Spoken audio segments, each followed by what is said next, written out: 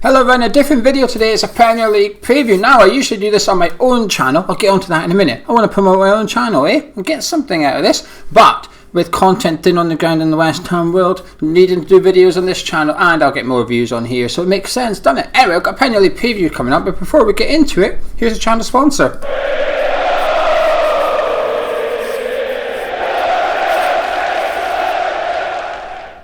There's 4 games in Premier League this weekend, 1 today, 1 tomorrow and 2 on Sunday, as it's FA Cup weekend, but we're not going to bother with that competition. Once you're out of it, you lose a little bit of interest, don't you? Well, I do. Once West Ham are gone, it's a bit, okay. I'm almost watching with jealousy. Southampton playing Bournemouth. I'm just going to get upset watching Southampton win that game, thinking it could have been us. I don't like that mentality. So I will be focusing on the Premier League as usual, especially tonight as Fulham take on Leeds United. A win for Fulham and they're out of the bottom 3. They leapfrog Newcastle and pile the pressure on Steve Bruce going into his game this weekend, which is a 6-pointer as well. I'm really looking forward to tonight's game anyway. I've been really impressed by Fulham all season, actually. All season. Start of the season, Parker didn't know what to do. His defence was all over the place, using players like Hector and stuff. But then he got his players in. And I think they're the team that suffered the most from having the season overlap the transfer window at the beginning. Because he was trying to get players in and they were still playing games. And when they were playing games, they were getting beat because he hadn't got those players in. Whereas in normal circumstances, as we know, the window shuts and then the season starts. So I think Fulham lost out a little bit. But recently, their football's been getting better. They've been looking more confident, winning at Anfield. And here we go. I think they're going to win tonight as well. I think my score prediction will be Fulham 1, Leeds United 0. I think they're going to win tonight, and I think they're going to come out the bottom 3, and I think they're going to stay up. Now, the good thing with doing videos, as you know, it leaves an archive, a digital footprint. Whenever we've done the Fulham previews, I've said I think they'll stay up. And when we've done the Newcastle ones, I've said I think they might go down. I'm looking like I could be right here, and I might have got Moyes wrong, I might have got Craig Dawson wrong, but I got Fulham right. That doesn't add any credibility to me whatsoever on the West Ham channel. I am aware, but I will take it. Small margins and all that. As for Leeds, they're playing good football again. They have been all season. They're just not good enough to play good football, if that makes sense. Unlucky against Chelsea last weekend. I thought they were the better team. You know, Mendy was man of the match for some sources, like the Budweiser man of the match, whatever that means. He got it, and but it did show that he was the busier keeper, made some top saves. But they're fine, Leeds. They're not going down. They're not going to qualify for European football. They're like the first team to be on the beach, although the performances perhaps are not reflecting that as yet. So there'll be a couple of players in that Leeds team maybe a bit disappointed not to be in the England squad. There was a lot of rumours that Luke Ayling was going to get called up to the England team, which obviously he hasn't been. You know, Patrick Bamford will be looking at it and seeing Ollie Watkins in there thinking, could I maybe have got in ahead of Ollie? But I think it'll be a good game tonight, and I'm going to go for a home win for Fulham. Now, before we move on to Brighton Newcastle, as I said at the start of the video, I've got my own channel now called Tartan Geo. It's sort of self-explanatory a little bit. Anyway, the link's in the description. If you fancy going over and subscribing, I would appreciate it. I'm trying to do more content over there, but I'm a bit lazy and haven't been doing that much. But I will do more. I endeavour to do more. But Saturday's game is 8 PM. That's Brighton against Newcastle. 6-pointer down there for Brucey, isn't it? I really don't like Steve Bruce. I hate Steve Bruce. I don't know why. He's just one of those people. I've never taken to him. I don't like seeing Newcastle struggle. I like Newcastle United Football Club. I like their fan base. I think they're a big club. Nothing against him whatsoever, but Steve Bruce, I really don't like him, and the way he plays football as well makes me just want to gouge my eyeballs. Actually, I might watch the FA Cup instead of watching Steve Bruce's football. But anyway, they take on Graham Potter's Brighton, who they got a big win last weekend, but it's again, everybody says they play nice football. It's funny, isn't it, right? The Leeds and Brighton are playing, so this is a topical thing. There's like a thing on social media at the minute to criticise the pundits for praising Leeds, because they do. You know, Leeds United can get beat 3-1 and the pundits will say, oh, but how good were Leeds trying to attack all game? There is a little bit of that about it, right? And the social media seems to want to criticise that, which I understand. But then social media seem to praise the way that Brighton play football and the way Graham Potter plays football, which is not too dissimilar to the way Leeds play. However, Leeds are mid-table and Brighton's outside of relegation zone. So I don't really find it goes hand in hand. Brighton are doing worse, but seem to get more plaudits from social media. I find it a bit strange. But anyway, they do play alright football, Brighton, but they're just not getting results. And if Fulham win the night before, they go equal points with Brighton. And this means This is a huge game. If Fulham win this game, Brighton Newcastle gets extra tasty. And I don't mean food-wise, so stay boost, you can sit down. No buffet here just yet. But Newcastle football's been horrendous. I know they're missing Almiron, St Maximin, Callum Wilson. They've got a lot of injuries. But even when they had those players available, they were still crap. They're just crap. It's the way he plays football. It's just so... I hate it. I cannot... He's worse than Allardyce. Steve Bruce is worse than Sam Allardyce. There, I said it. I genuinely believe that. But I'm looking forward to this game. I think Brighton are going to win. I think Brighton might actually, for once, get the results for playing good football. I'm going to say Brighton 3, Newcastle 0. I don't know why. Just got a feeling they're going to turn up. Because Brighton have got good players, right? Mope, Trossard up front, decent players.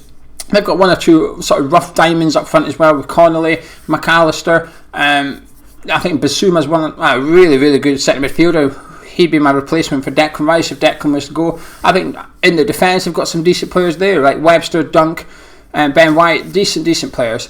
But Newcastle, I'm not sure they've got decent players. They've got one or two alright ones, and that's about it. They're just not good enough. Brighton will smash them on Saturday, I think. And that takes us on to our game, West Ham against Arsenal. I'm not going to go into too much for obvious reasons. We've got a preview on another channel where we go into in-depth. But I'm looking forward to this one. If West Ham win, we got equal points with Chelsea in fourth, having not played any games more of that. This is our game in hand, essentially, on Chelsea. But if Arsenal win, they go right behind Liverpool and haven't played the same amount of games as Liverpool. So this disaster season for Arsenal, it still is not great, but they're in touching distance of Liverpool, touching distance of European football. Obviously, last night they played Olympiacos in the Europa League. They proceeded, they're into the next round, unlike someone who were away to get onto the second. But I'm not going to... Listen, I don't think West Ham will get beat. That's all I'm going to say. But I'm doing a preview on the main channel with Gonzo in a bit, so you could check it out on there. And that leaves us for our fourth and final game, which is Aston Villa against Tottenham. That was enjoyable, wasn't it? 2-0 lead in the Europa League against Dinamo Zagreb, and they threw it away. They got beat 2-0 in 90 minutes, went to extra time, then they got beaten extra time, and that's them out the Europa League. Jose Mourinho just got tactically outsmarted by Dynamo's manager, who is in prison.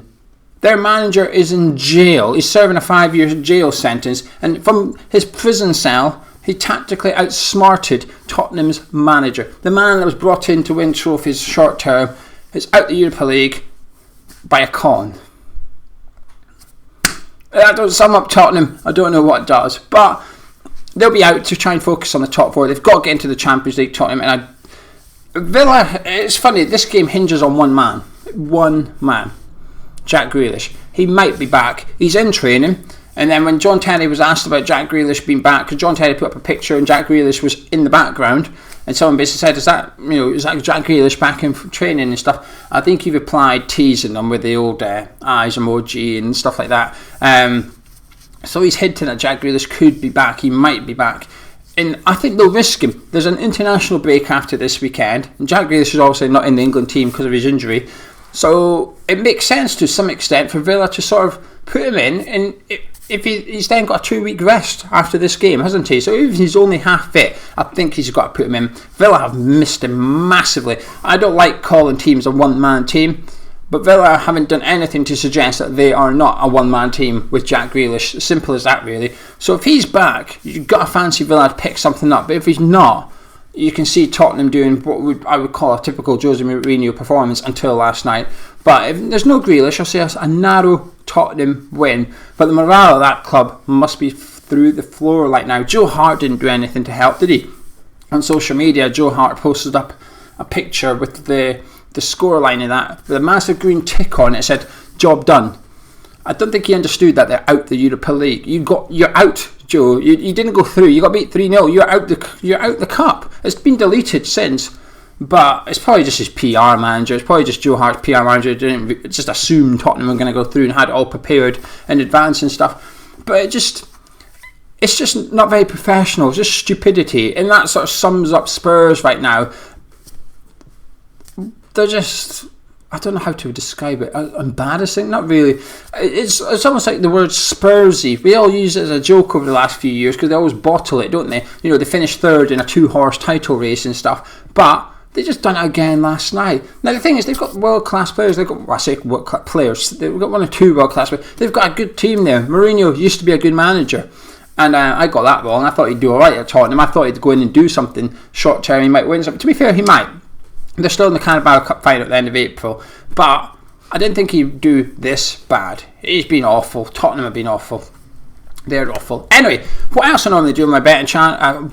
Betting channel, it's not a betting channel. My strategy channel is a betting card bet video, right? I normally do one of those, but I'm not going to do one this weekend because there's literally 4 games. I can't be arsed doing the FA Cup. I don't like betting on the Cup. So I had a little glance at the Premier League fixtures. Now tonight I'm going to do Luke Ayling of Leeds United. He's up against Lookman, who plays on the left for Fulham. I think he's a fantastic player. Lots of dribbles, lots of fouls. That's the kind of stats we're looking for. Luke Ayling gets forward really well. I'm hoping Parker does us a bit of a favour and puts Robinson left back instead of Anya. Recently he's been playing Tetty on the right and Anya on the left, which is okay, but Anya's right footed, he's a right back, but he's just there because he's defensively more solid. But I'm hoping this game Fulham attack Leeds and put Robinson there, which will help the card bet for Luke Ayling. He's going to get forward well and probably find himself having to cut out position with Lookman exposed in that space. So Luke Ayling is my first card at 4-1. Then my second card depends on Jack Grealish. I was going to do that game. I was looking at Jack Højbjerg of Tottenham to get booked as well. If Grealish plays, you might want to look at the Tottenham right back. Not Aurier, he always seems to dodge bookings, but Matt Doherty sometimes is not bad. But for the sake of this video, because I don't know about Grealish, I'm going to say Ayling and Højbjerg of Tottenham 19-1 card bet double on Bet365. That's my card bet double for the weekend. So fingers crossed, Ayling and Højbjerg can do me the business and win me a little bit of money. Do you know what I'm saying? Win me a little bit of cash. But anyway, that's my Premier League preview. If you've enjoyed it, drop a like and subscribe. If you're new to the Hammers Chat Fulham channel, do check out my channel if you don't mind. Tartan Geo. The link is in the description. I will do videos, more genetic Premier League stuff I do over there. I don't cover West Ham. I'll touch on them, but not too much. Catch you in a bit.